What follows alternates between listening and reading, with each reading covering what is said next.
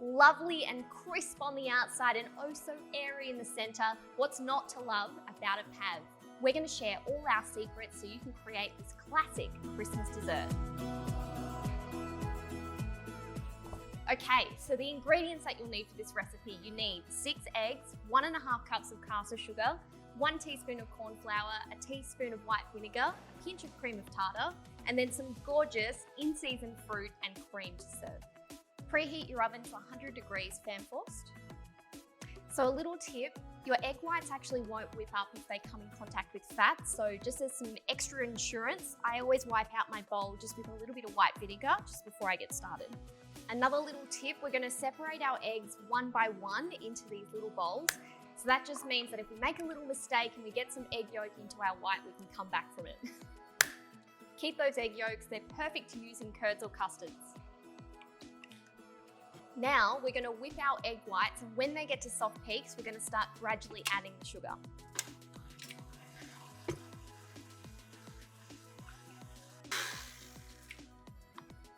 So it's really important that the egg whites are at soft peak stage before you add the sugar, so that means the sugar will actually dissolve properly. So we'll start adding the sugar gradually now. Just gradually, patience is key here. Then we're going to keep beating until all the sugar is completely dissolved. So it's looking beautiful, glossy and thick. So I'm going to give this a little test to see if it's ready. Just grab a little bit of the meringue and rub it between your fingers. If it's smooth, it's ready to add the rest of the ingredients. If it's a little bit grainy, just keep beating a bit longer. This is actually perfect. So now we've got to add some cream of tartar, the vinegar, corn flour. So let's add these now and then we'll just beat until it's just combined. The corn flour, cream of tartar and the vinegar that we've added really just act as a little bit of extra insurance to make sure that our meringue is soft in the center and crisp on the outside. This is looking perfect. It's time to shape our meringue. So to do that, I've got a large baking tray here with a sheet of baking paper on top. And then to set up a little bit of a template for myself, I've got a 24cm springform tin. All I'm going to do is place that on top and now trace around it with a pencil. Voila, template done. Flip that over. You can still see the pencil through there.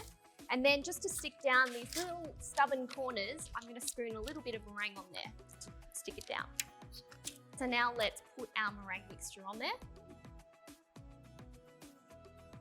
Push it out to the edges of your template with a little bit of an indent in the center for your cream and your fruit.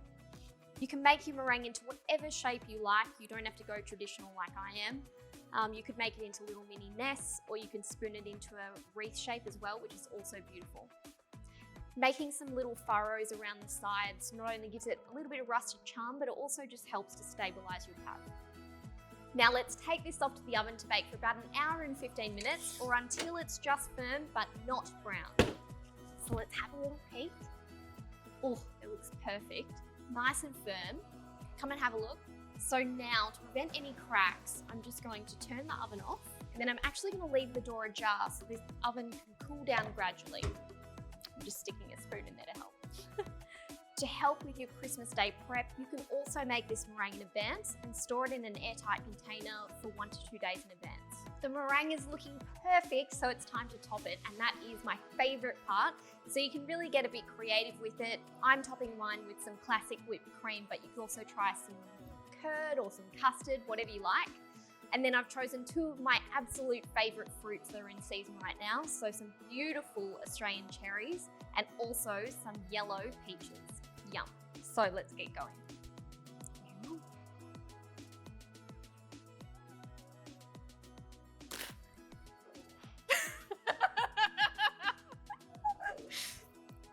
Still looks beautiful.